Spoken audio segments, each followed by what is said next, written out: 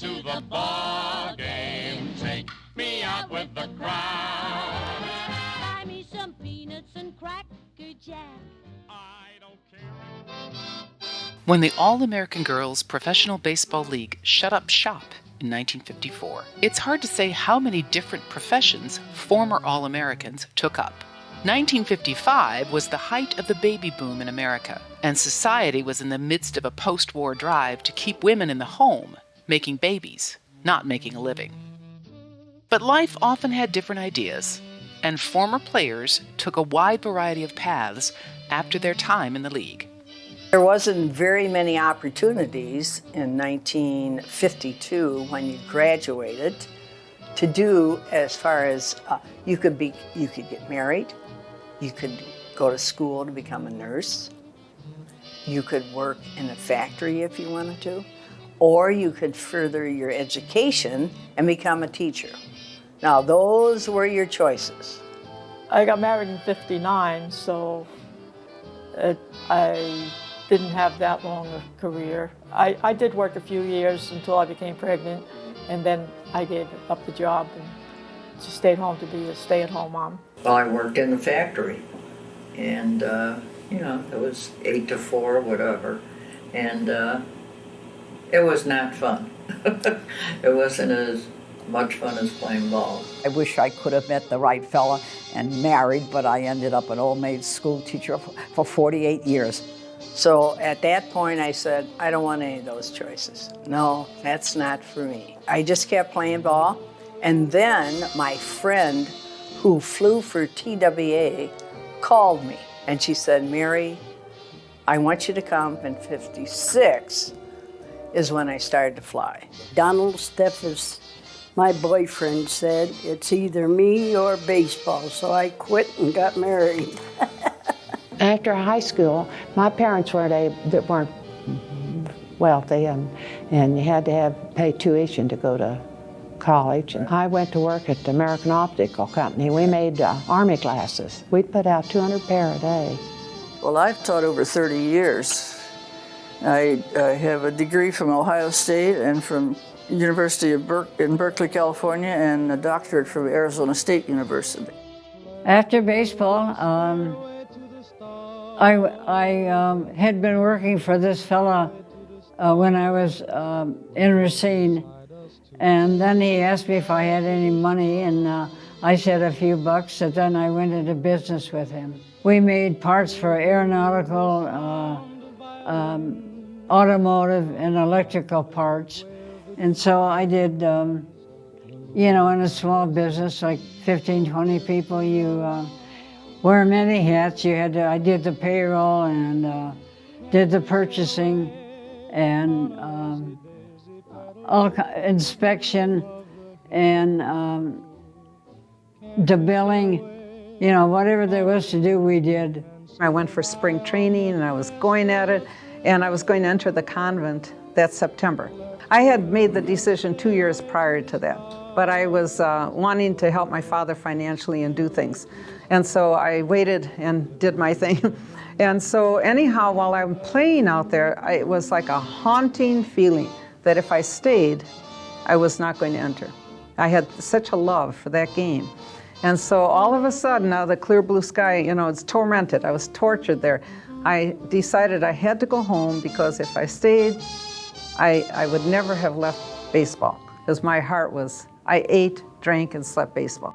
I was a car hop. I wound up working for Michigan Bell for 35 years. I was a central office supervisor. That was inside the central office where they do the wiring and everything. Way back before all this technology, ladders about 2-story high, and you'd be running wires about a block long and connecting it inside when the guy would connect it outside and in the people's houses, and soldering and having tool pouch on. I was a supervisor of the ladies that did that. And I worked for Lincoln Life Insurance Company. Well, I worked there 3 years, and I kind of wanted to come home, so I come home. When I say home, to Jackson. I didn't know what I was going to do. I didn't have no place to go. I had to go find an apartment, and I bought war bonds. Those war bonds came in handy for me because then found a place to live and find a job. And I went to work for Dr. Schreiner, a dentist, and I worked for him for 30 years. And I started out on money that war bonds that I bought and cashed in. I was an elementary teacher for 6 years, and then after that I was a counselor for 28 years. I got a degree from Alverno College, and it was English, history, math, and then education minor with math, and they kind of mixed that in. That arose out of need. I was supposed to be a high school teacher, so that was the English, history, math. And then there was a shortage of elementary, first grade, and so they sent me back to get the educational for, say, primary, and I was sent to first grade instead of high school, and spent 6 years doing that. So I had a chance to go to work for the telephone company. Spent 30 years with them and retired in 1983. I went to work for the Chicago Police Department as a fingerprint technician. I wanted to do physical ed, and finally they allowed me to do summer schools of physical ed. When I got home from playing ball, I was hired by Northrop Aircraft. I wanted to go back and play again, but I had such a good opportunity, I couldn't do it. This fellow I met was in charge of all traffic at Northrop Aircraft. And he says, I want you to come in, learn the job, and I want you to be supervisor in transportation. I said, oh, come on, get off of it. I said, I can't do that. I told him that, and he says, no, you got the personality for it. He says, I got to get you in here to get these drivers in order. And I said, no. Well, anyway, I finally decided to do it. And I said, the only way I will do it, though, is I learned how to drive every piece of equipment we have. And because I do not want to hear them razzing me or giving me a hard time that picked the wrong person. I worked my way up from courier hauling VIPs all over, like generals and presidents and heads of states and what have you all around.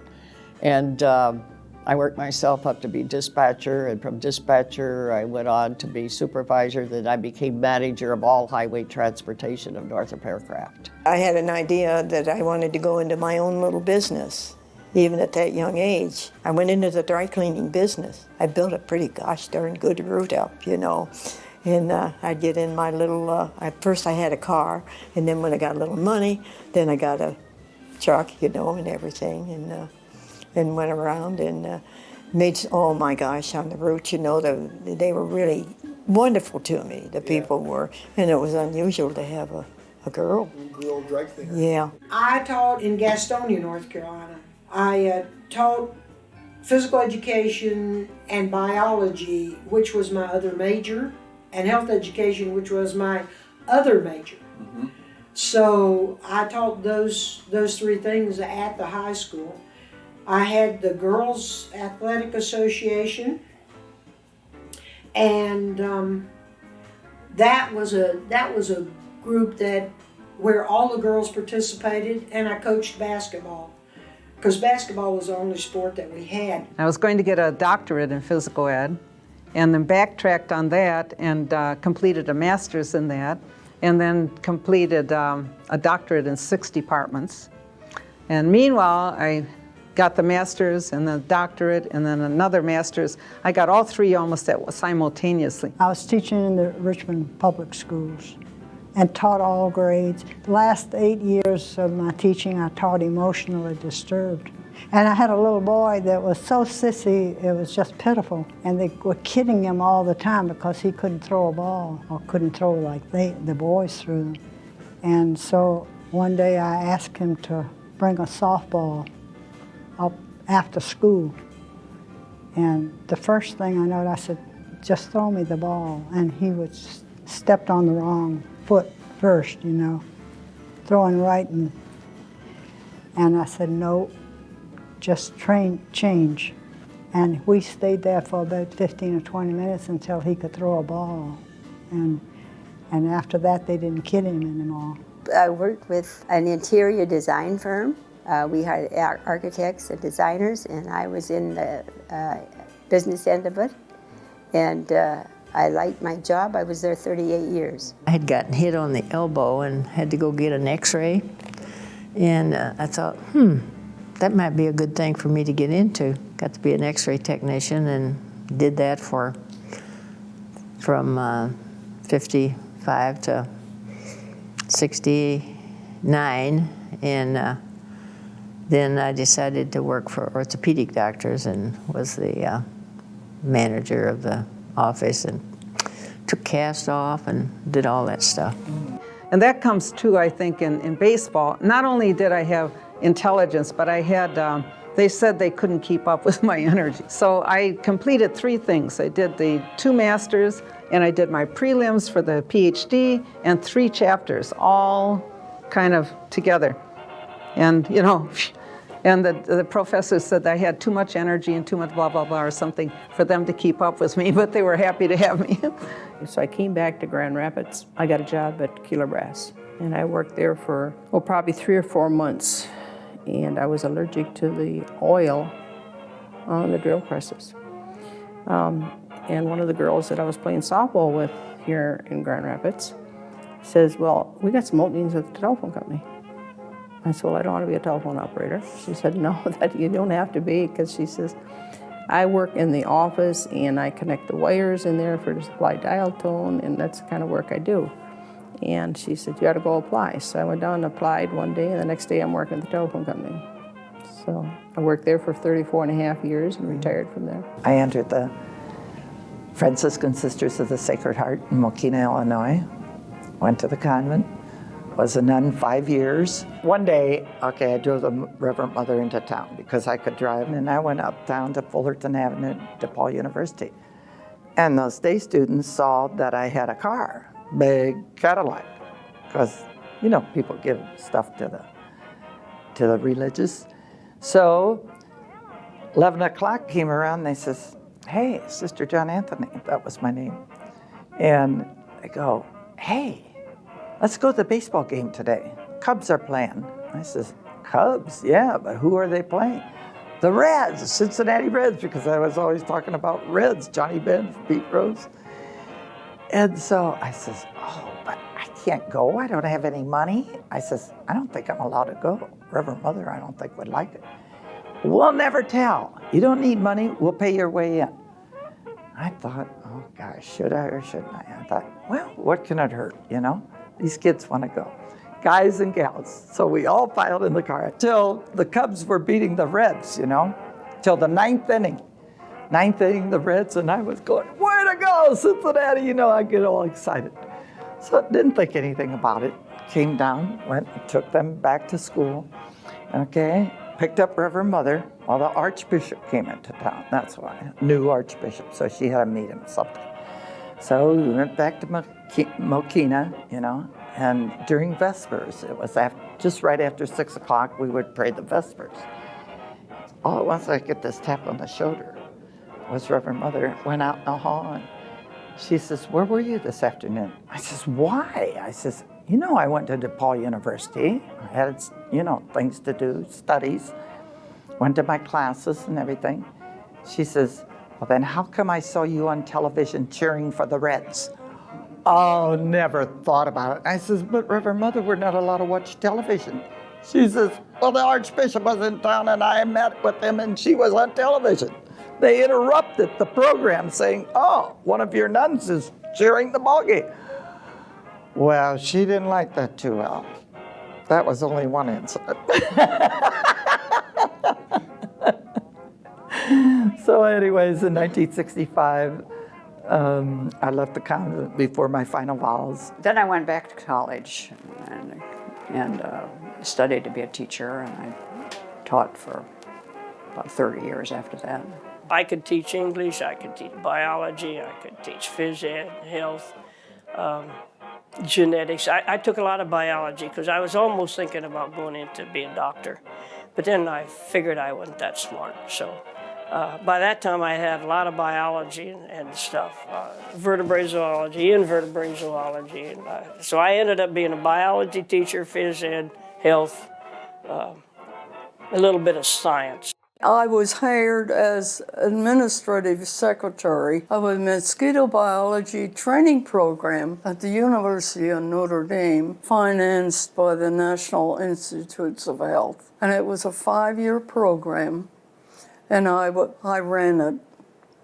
I worked for 5 professors, and it was extremely interesting.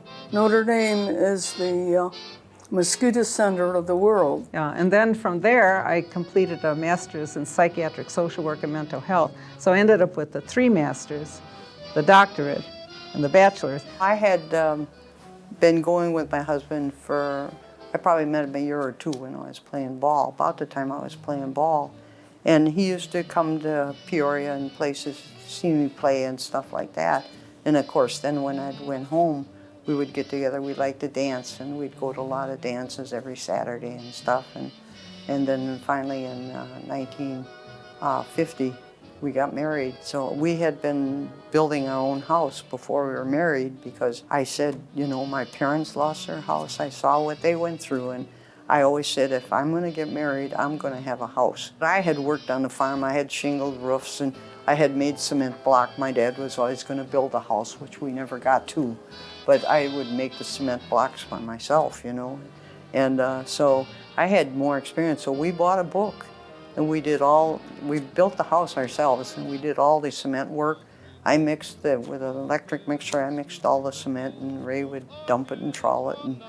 And I ended up bricking the whole house, and we had a very, very nice house. I got a job in Ashland, and they made leather jackets. It was called Kesco. And they said, hey, Ann, if you play ball, you come out and play ball for me. I said, okay, I'll come out and play. So I put me on third base. There was the first night, this is Industrial League, and I was playing third base, and the ball hit to me, and the girl was going into home, and I threw that ball into home. It hit her chest, it hit the ground. They called 911, I like to kill her.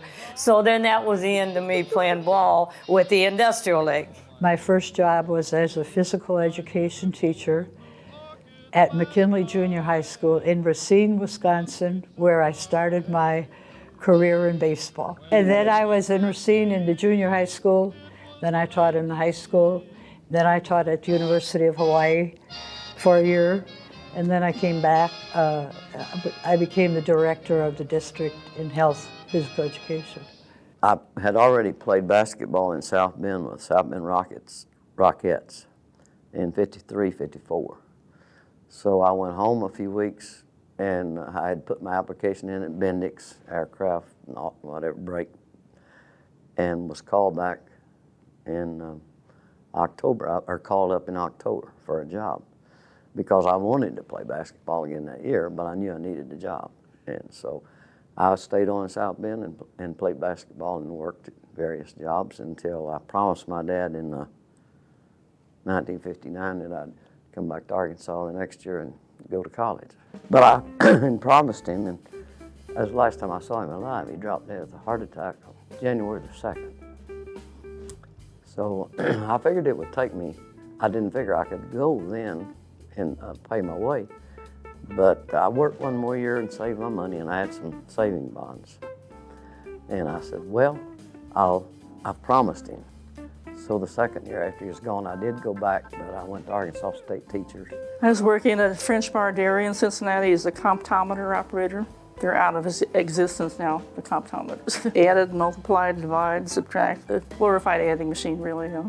I could have had 4 masters. But I decided not to do it because I had to take another test. It would have been comps again. Yeah, I might still do that one. I went to women's college at that time. That was the way things done, women's college. Majored in physical education. No sports other than intramural sports. That there was nothing back home in the way of sports. I had to go to Mississippi to even teach sports.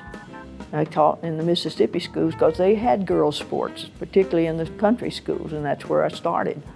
But there weren't any opportunities for girls' sports, and I think that's one of the things that's been passionate for me, for the girls to have the opportunity to play sports. I didn't think it should only be for the boys, and I still don't think it should only be for the boys. I went to Eastern Michigan and got my bachelor's degree and began teaching on the off season in the public schools. Then I decided I better get my master's. and came back and was a department head in a new school in Rockford. And then I got the call from my alma mater, Eastern Michigan University, to please join them on their staff. And then ended up teaching the scientific foundations to sports medicine people. Anatomy, physiology, kinesiology, biology of aging. And that's where I finished my career. Loved every bit of it. And what I really want to do is study law and help the causes of the poor.